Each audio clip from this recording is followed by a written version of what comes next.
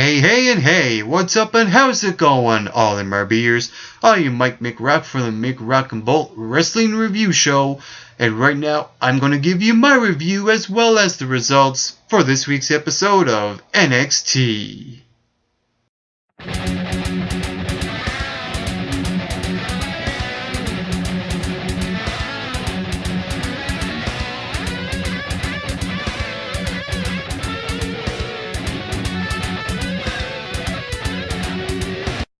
This was another NXT episode, like last week's, had 6 matches on the card. And even though this was one of those episodes that had a heavy load, like last week's, it actually felt a lot better because when I compare this episode to last week's show, there are a lot of matches that felt like they had no purpose behind them. There were no meaning, there's no reason, nothing really accomplished anything from last week. But with this week, it actually feels like NXT has been doing some things. They actually woke up and realized that, okay, we need to do something. NXT Takeover is coming up May 29th, and we need to start building up feuds, tournaments, etc., etc. I think they've done a really good job here with this episode. It actually felt like a turning point type of show rather than a show that had no meaning behind it.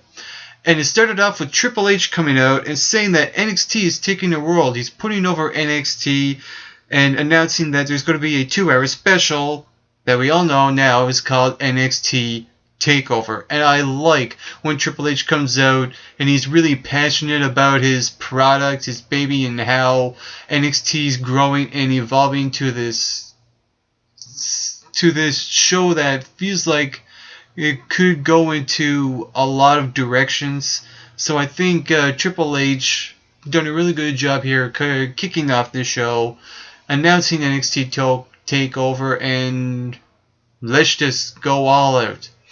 Now the first match is Tyson Kidd versus Bo Dallas.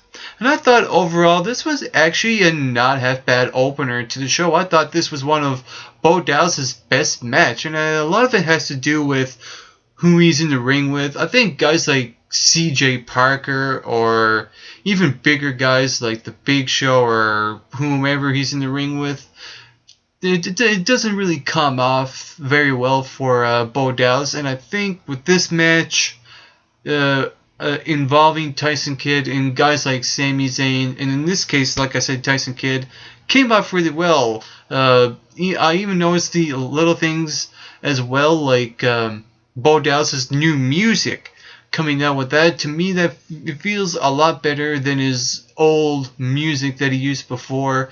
I actually got choked up and inspired after listening to that. I'm like, oh good God, this music is so bone-chilling, it's so cool, it's just great. And I love when he comes out, he's doing the whole thumbs thing. The whole package right now is actually starting to evolve a lot more better for Bo Dallas. And I'm glad for Bo Dallas. I'm glad that they repackaged him, rebooted him. He actually felt different inside the ring. And I think he performed very well. And when it comes to Tyson Kidd, I thought he was really good as well. I mean, Tyson Kidd delivers great in-ring performances no matter what. He is a Stu Hart dungeon guy who's been brought up in that background. He was Bret Hart's protege, and to me, a lot of it has to do with that, and that's the reason why he's a great performer. And this was like I said, a really good match. There was one funny part in this match I thought was really funny, where the audience was reminding who Bo Dallas' brother is when they were singing, "He's got the whole world in his hands." Bray Wyatt is Bo Dallas' brother in real life, if you didn't know. I thought that was pretty funny. It was really entertaining to watch. And like I said, this is a turning point show, and the fans had a lot to do with it. They were back and forth with these guys. Let's go, Bo. Let's go, Tyson. All in all, the fans were really invested in this match. And when it comes to this overall show, the fans, I thought, really helped the show overall. They were great. They were chanting things left, right, and center. And this was one of those matches that they were really invested in. Moving on to the NXT women's tournament, the way they presented it, it was just okay. There were no brackets that being presented, so I'm thinking, okay, who's going to face who later on in semifinals? I'm like, okay, I'm confused. Okay, what's going on here? But with that said, I like that they actually had 2 Divas matches on NXT. I mean, when was the last time NXT had a show where you had 2 Divas matches? Probably other than when they first started the first tournament for the NXT Women's Championship, which Paige won. And here you have Sasha Banks going one-on-one with Bayley in a actually really good match. It was actually a little bit better than I expected. Solid show between both of these girls. Bayley, there was a moment where she did a suplex. It could have been cleaned up a little bit better the way she executed, but she still delivered a really good performance here, and so did Sasha Banks. She really improved here. And there was a moment in the closing moments where Sasha Banks nailed the backstabber, and then followed by a submission hold to the chin or to Bayley's head or something of that nature. And the flow of it was perfectly well done because when Sasha Banks hit the backstabber, you saw Bayley kind of flip over, and it just flowed into that submission hold very well. She made Bayley tap out, and I thought when it comes to this tournament that Bayley will be the top babyface leading up to the semifinals and the finals, but it looks like they're going into a different direction here and have Sasha Banks go over Bayley here. And it's interesting because there was a storyline between Bayley and Charlotte, and it just seems like NXT has dropped that storyline, and we're supposed to forget about it. I thought that was really, really odd that they didn't go there, and I was expecting it to go there because of the storyline, but I guess NXT just kind of dropped it. So, like I said, it's interesting to see where this is going to go. The only thing that I didn't like about the show was the other NXT Divas match. Even though it was a decent match where you had Natalya go over Layla, to me this match really served no purpose because it's 2 WWE Raw Divas facing off each other in a tournament match to determine an NXT championship, and I'm like, why is this match served no purpose at all? It was like, it was just a filler match to break up some of the matches on the card, and it just had no reason behind it. So I think overall, when it comes to this match, I wasn't really excited. There was no interest, lacking interest. So overall, this was just an okay match where you have Natalya go over, and the way the direction it looks like they're going for this tournament is to have Natalya be the top babyface for this tournament. We also saw Adam Rose go one-on-one with Danny Burch in a jobber squash match where Adam Rose went over. And the one thing that I actually did like coming out of this match was Camacho. Earlier backstage, we saw Camacho having a little run-in with one of the party poopers, and then attack that party pooper after the match. And we had this little mini feud going on between Camacho and Adam Rose. It has some interest, but I think it's only one of those short-term feuds because Adam Rose will be debuting on Monday Night Raw this upcoming Monday. FTW, Adam Rose. Rosebuds, everyone.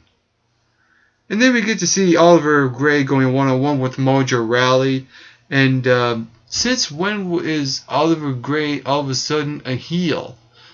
To me, this felt kind of awkward, and the audience really agreed. They were chanting this was awkward. It just felt weird.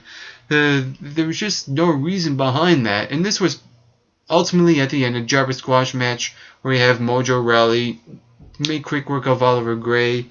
And then Aiden English comes out and interrupts Mojo Rawley, saying that you better step aside because this is my platform, this is my ring, and my road to glory to be on Broadway. And he attacks Mojo Rawley from behind, and Mojo gets one-upsmanship and throws Aiden English over the top rope. And I got a bone to pick with NXT because to me, if you want to build up your heels, you want to make them look strong, and they made Aiden English look weak here. I mean, there's nothing wrong with your heel getting one-upsmanship on your babyface, because really at the end, you want to get fans to cheer a lot more for your babyface, and a good way to accomplish that is to have your heel go over your babyface. It's Wrestling Logic 101, people. And I think that NXT, you really should smarten up with the way they portray their heels on the show. For example, their main event. And it was Brodus Clay versus Adrian Neville. And oh my god. This match had so many logic fails, I lost count after 100. But I'll get to the good stuff, because this was a no disqualification. And here we're thinking, is the title on the line? Not on the line? And then the announcer saying, oh, the title's on the line. And I'm like, oh, the title's on the line. So they never really done a really good job here presenting that this is going to be an NXT Championship match. And there were no disqualification elements in this match other than at the end where Brodus Clay introduced the title into the match. So this really fell flat at the end. And here you have Adrian Neville dominating the first half of this match, and then Brodus Clay dominates the second half of the match. And to me, NXT made Brodus Clay look like a chump. Not weak, a chump. That's worse. Because at the end, here you have Brodus Clay use his finishing maneuver, the powerbomb, and then diving off the second rope, splashing on Adrian Neville, and Adrian Neville kicks out. And when Adrian Neville nails the red arrow on Brodus Clay doesn't even kick out. What the weird logic fail. And to me, that alone made Brodus Clay look weak. This was an okay match, but the logic fails behind this match were not very well done. This was not hyped at all. There was no build-up. Well, very little build-up to this match, I should say, but there was just no hype. I wasn't buying into this match at all. So to me, this show started off actually pretty good, but ended off very weak. And I think the first two matches were actually pretty good, and then it started to slowly go downhill. The Tyson Kidd Bo Dallas match was good. The Sasha Banks versus Bayley match was good. The Adam Rose part was good. But the last three matches, the second half of the show was not as good as the first half. But in terms of an overall type of thing, like I said before earlier in this review, this show is starting to feel like that a special event is about to happen, and it's happening on May 29th, NXT TakeOver. So to me, this felt like a turning point type of show where things are slowly starting to happen, and hopefully they start to build up some of these feuds and actually build up the heels and portray them a lot better on the show. That's my criticism for NXT, and that was my review for this week's show. And if you saw NXT this week, what did you think about it? Whatever you thought, comment below, let me know. While you're at it, you can hit that subscribe button down below this video to get Mick Rockin' Bolted. You can also follow MRB Wrestling on Twitter, and you can like the Mick Rockin' Bolt Wrestling Review Show on Facebook. And on a final note to all you viewers watching, get plenty of rest and always do your best.